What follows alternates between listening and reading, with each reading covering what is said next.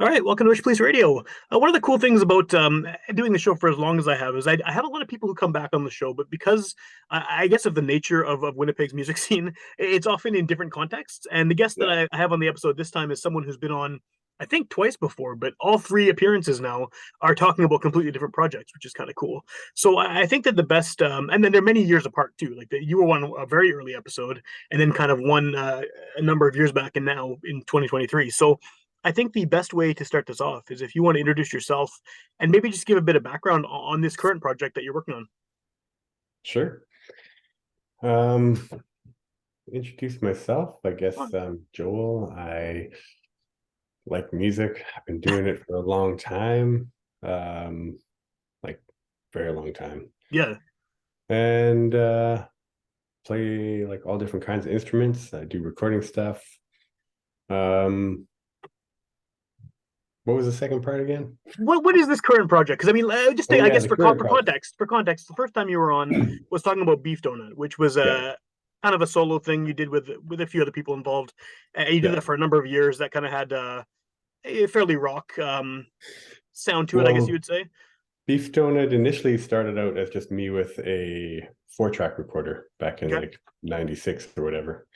So it was always a solo project, but it was also always a multi-genre kind of project where there wasn't really one kind of thing. It was kind of me doing whatever style I wanted for whatever thing. I even like released soundtrack work under that name. But yeah, I think it sort of in Winnipeg got into the music community in its like final form, which is like the four-piece grunge rock band. Yeah. Um, Around 2010 or so, I started really being into garage rock, I guess, like Jay Reatard and Sebastian Granger and stuff like that. So that was the kind of music that I wanted to make. So that's what Beef Donut sort of ended at. And Cookie Delicious, which is the new name for the solo project. It's basically the same idea. It's just me, and then I have some of these same players even playing in the band, and we're even actually doing, I think, one of the old Beef Donut songs. Um, yeah, so it's basically the same project, but a name change, and it's also a change in because the focus is more about dance music and dance rock and electronic stuff, and um, yeah, so the genre is sort of more dialed in, I think. And the idea is for more of a steady output as well. So it's not just writing songs and then sitting on them for 5 years until I record them because I'm playing in three other bands. Yeah, yeah. Well, and I like how you have the food motif going too, right? I mean, you got cookies and you got Yes. beef donuts, and you still have Yeah. the kind of snack food involved there with the donut and the Yeah. cookies. But yeah, I mean, I guess like you have been in so many bands at so many points over the years. How many are you in right now, aside from this current project that's the solo thing? Three. Three other ones or three Oh, including three, this? including the solo one. Yeah. Okay. So has there been kind of just like a long period of time where you've been in too many bands to actually release and record a lot of this stuff? Like, has it been percolating in your brain for a while now? Yeah. These songs are about 5 to 7 years old. The ones that just came out. I have another one that's sort of ready in the wings where I did collaborations with other vocalists Oh, or cool. with other people who wrote lyrics and sang. Um, and that's maybe more closer to like 2-ish years ago that I was working on those. And I put one out fairly recently, like in November, I guess, of 22, where that's sort of where I want to get to in the future. So after this next one is released, I'm just going to get to a point where I can just like I have the setup ready so that I can just play the songs, like I can just write them on the spot as a Yeah. jam, and then rebuild them and mix and overdub, and then yeah, master and then release. So I sort of like build up maybe 4 songs, 5 songs, and then put them out and not like sit on them for too long.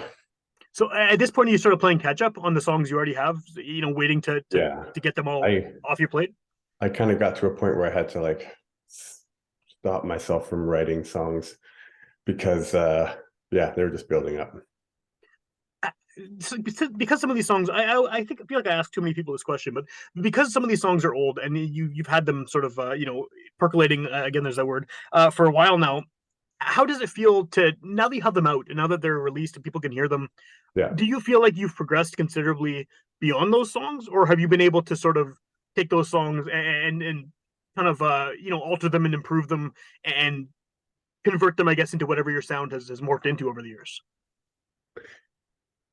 Yeah, I think it's more the latter. Like I wasn't in necessarily a hurry to get these done, but it does feel like it's a milestone or like a big step, or like to put that behind me and sort of focusing on more on the future now that the album is out. Yeah, yeah. Yeah, Well, what I mean, I know you kind of touched on, it's a solo project. It's got electronic elements. It's dance focused.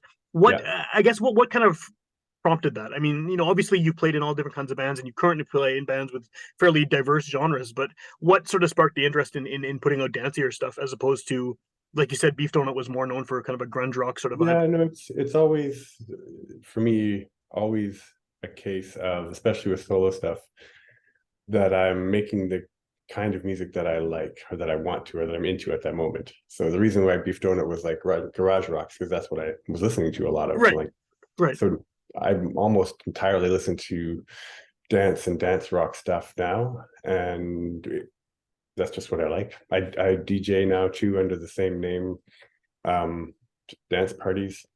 Um, so yeah, the reasoning is just that's what I like. I think that's sort of important for people to release music. They want to, I think sometimes, maybe I'm wrong, but sometimes it seems like people release music in the way that they think this is what music's supposed to sound like, instead of actually just releasing something that they want more of in the world.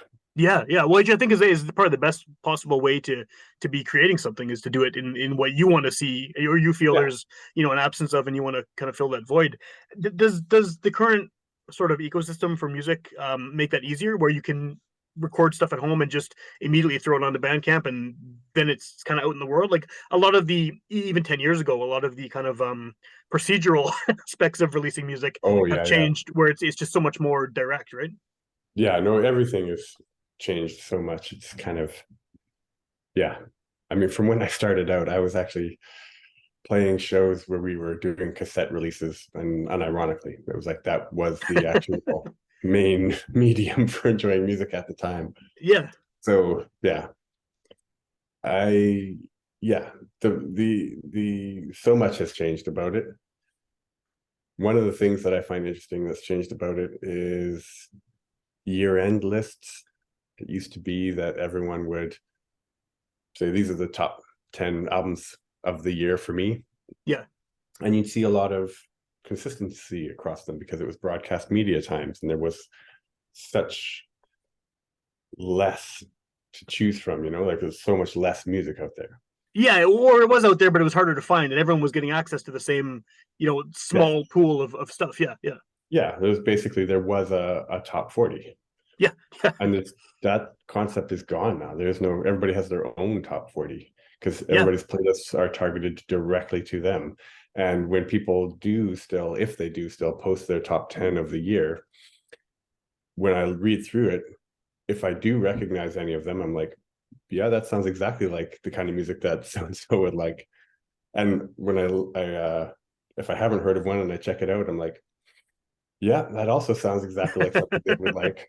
And then I think about posting my own, and I'm like, there's no crossover anymore. Everybody has their own music, and there's just so much of it out there. It's constantly like so much great music being put out all the time. yeah. It's like a never ending flow of it, and I Yeah, mean, and obviously, there's it so many finds good things you. about that, right? I mean, there's so many positives about that. But as someone who is releasing music, does that make it tougher? Does that, because now, even if say you're releasing dance music, there's Yeah, now 700 million people, not that many, but there's yeah, thousands and thousands and thousands of people releasing dance music with the same sort of level of promotion and notoriety and everything else, yeah. and it's all about sort of like somehow finding a way to get your stuff heard over I think, others.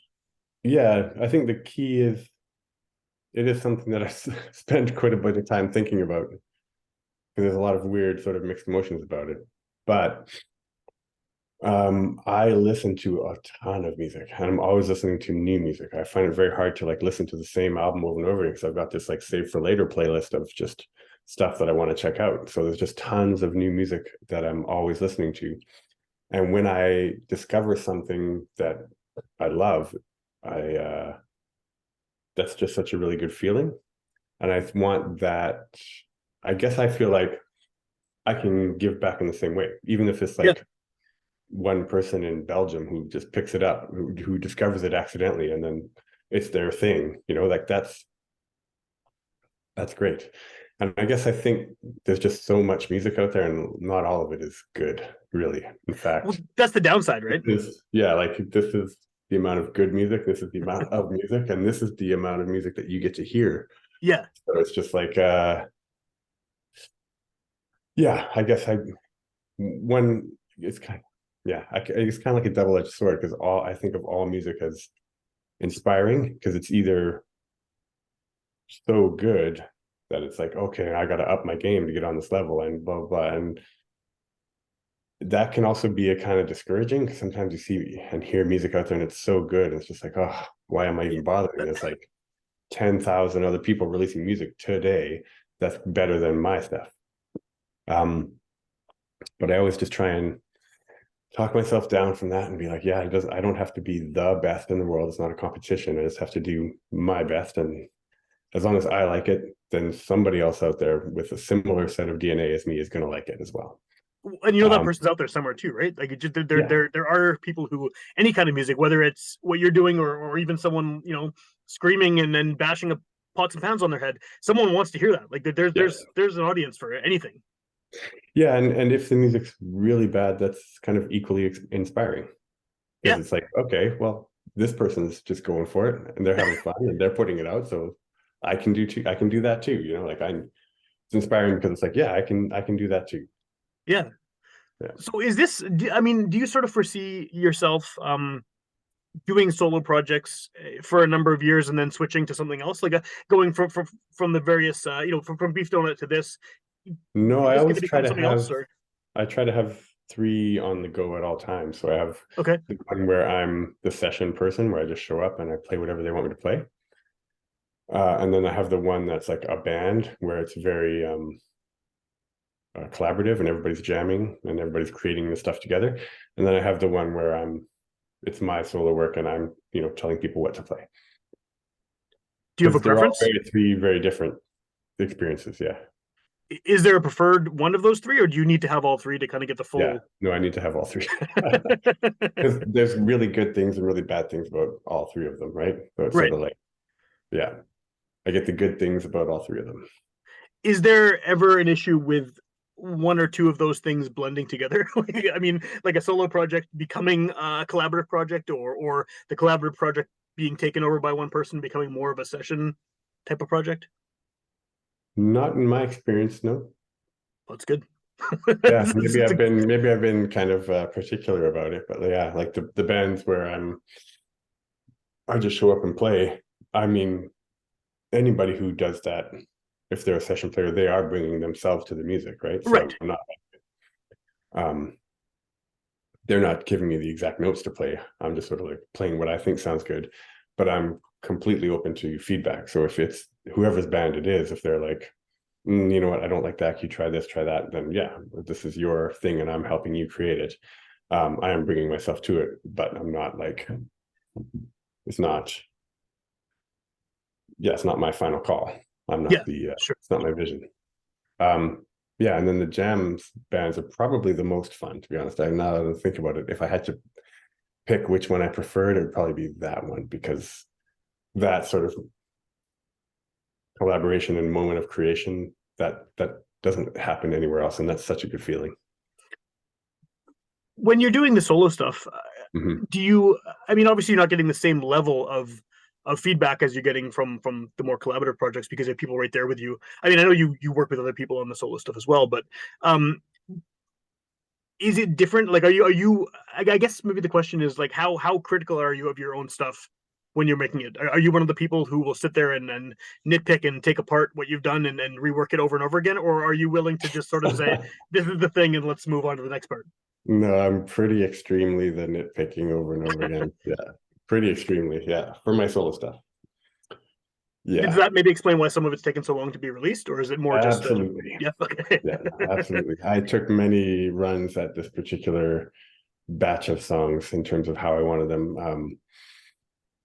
Eventually, the pandemic happened, and I kind of realized that I wasn't going to be able to get these across the line unless I had help. So I took it to No Fun Club, and with Riley, we kind of Yeah, like that kind of helped me get to that point where it's like, well, I just have to accept this because this is just, I'm paying for the studio time and it's going to yeah, run out. So I get 3 takes at this and that's it. yeah. And one of them That has to kind be of, the right one, yeah. yeah. And even in the mixing decisions, like I mix stuff as well. So like speaking of which, we should have another one where we have RoboJam on. Yeah, yeah. Well, I mean, then that's a totally different project too. I mean, it has Yeah. some dancey elements as well. I mean, Yes. but it's not the same as what you're doing with the Cookie Delicious. Like, it's not. No. No. No, So that's the band one. Not like everything that we make, we create together. yeah, yeah. Did being in Um, that band kind of inspire some of this stuff in terms of that kind of vibe? No, no, no. just totally just based on what you're listening to and what you're wanting to hear. Yeah. Like with RoboJam, it's a higher energy kind of project.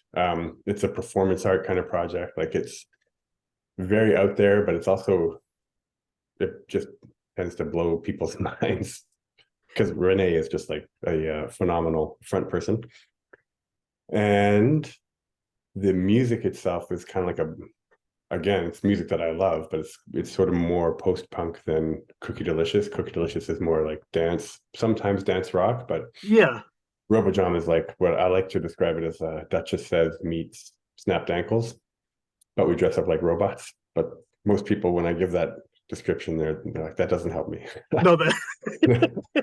But that's kind of the vibe. But that's sometimes the best way to describe a band when you have something that specific, even if it Yeah, doesn't make sense. People at least know that there's thought put into it, right? It's yeah, not just whatever. It's there's something you're definitely going for there for sure. Yeah, that's pretty cool. yes. As far as just like time management with all these projects, is there a priority or is it just whatever has like the next show coming up or the next record coming out? Yeah, no, there's not a priority. There seems it's like another reason that it's good to have like 3 projects on the go is to be able to play out enough to make it so that I don't go crazy. So even if I play like 1 gig a month with each band, then each band doesn't play out for 3 months. That's long enough time so that people won't get sick of it, right? Right. Yeah. You're not just bombarding them with the same songs over and over again every week. Yeah. Yeah. Yeah. What does Cookie Delicious sound like live? How does it work in a live setting? The album is exactly what it was Okay. live. Okay. We've Okay. only played live twice. One of them was like pre-pandemic, I think August of 2019. And that was a super fun show, but it was just a 3 piece. It was me and the drummer and percussionist. And then the pandemic happened, and eventually I got all those songs recorded and the album released. And we played our second show, and that was basically the exact same as what's on the album. So there's live loops that are set up, Yeah. and then I play lead bass and synth and piano, and Domo sings backing vocals, and Ava plays guitar, and then Matt is on percussion and Jimmy's on drums. But that's how it was on the album too. Cool. Cool.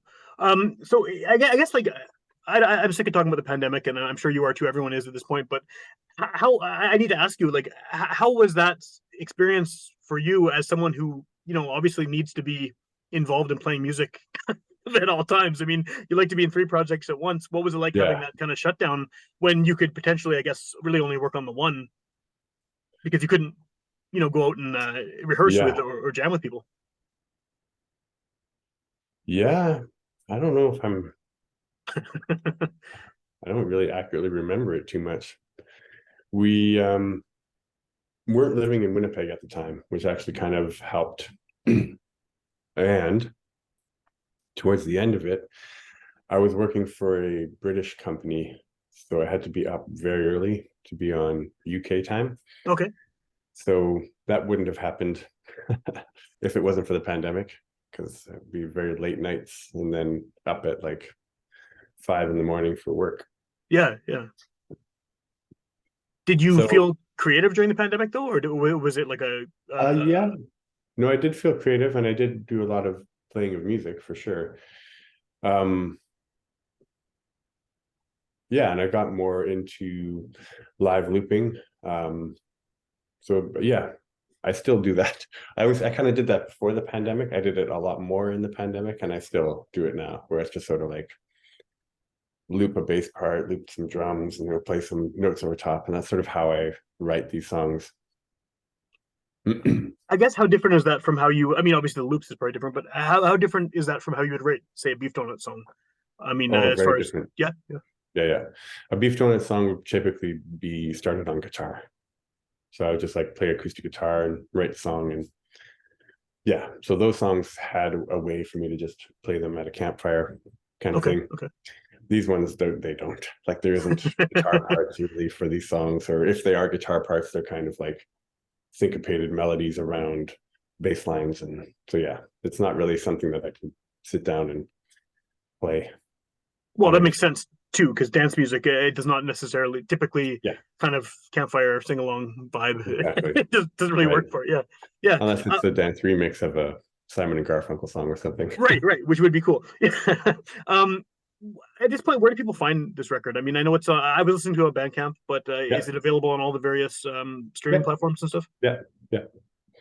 Yeah. I just released it through DistroKid. It should be on everything: YouTube Music, Spotify, Apple Music, all that stuff. And is it strictly a digital release, or are you doing physicals Yeah. as well? Yeah. No, just I did print up some cards and I didn't even pump them at the show, but I've got like download cards. Oh yeah, okay.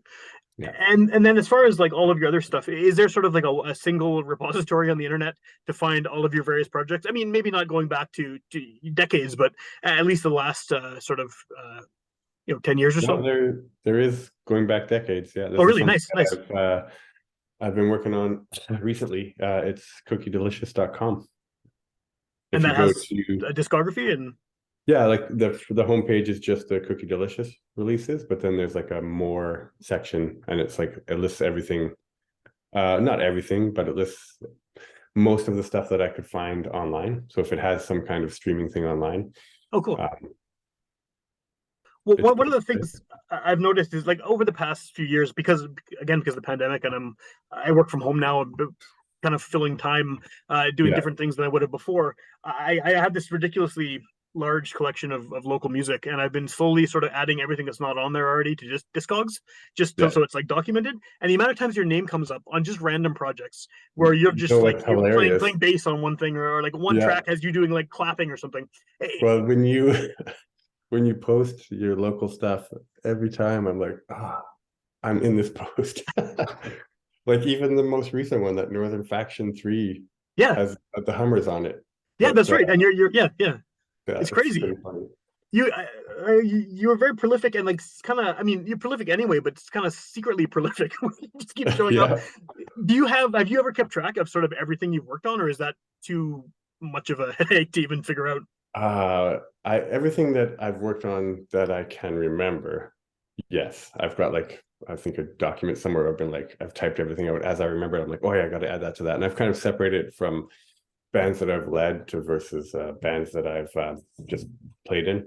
Yeah, But honestly, I don't think I remember them all. I know that I've played on things, but I don't remember what it was called, or you know what I mean? yeah, yeah, for sure. Because I'm sure you've been called to just help out a friend's project, and you Yeah. record something and then forget about it, and then it gets released whenever. Yeah, yeah, Yeah. One of the things I remember, I don't know if you remember the band Grand Theft Canoe, yeah, came yeah. Voight.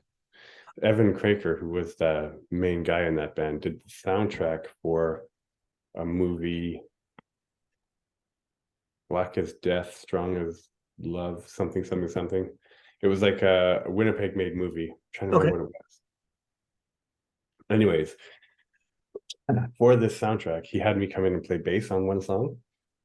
And wish I had a copy of that, because it in my mind, when I hear it, I'm like, oh, that was such a good bass solo. I wish I had a recording of that.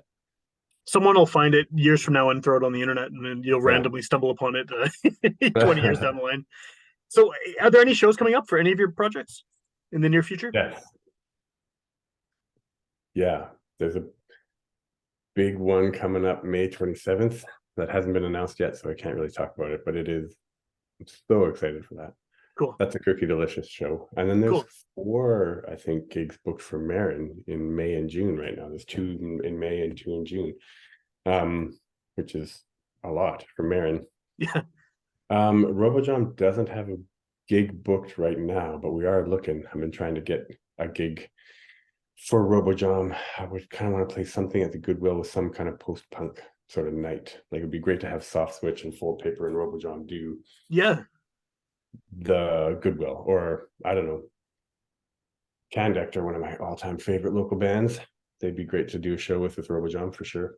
Cool, cool. And then, so before I let you go, do you want to just plug the website where everyone can find this stuff, and then just to give a reminder of where people can find your music and past, present, and future? CookieDelicious.com, Awesome. which I can't even believe that domain was available. I'm surprised the cookie company or something hasn't set that up. Exactly. That's Yeah. ridiculous. Right on.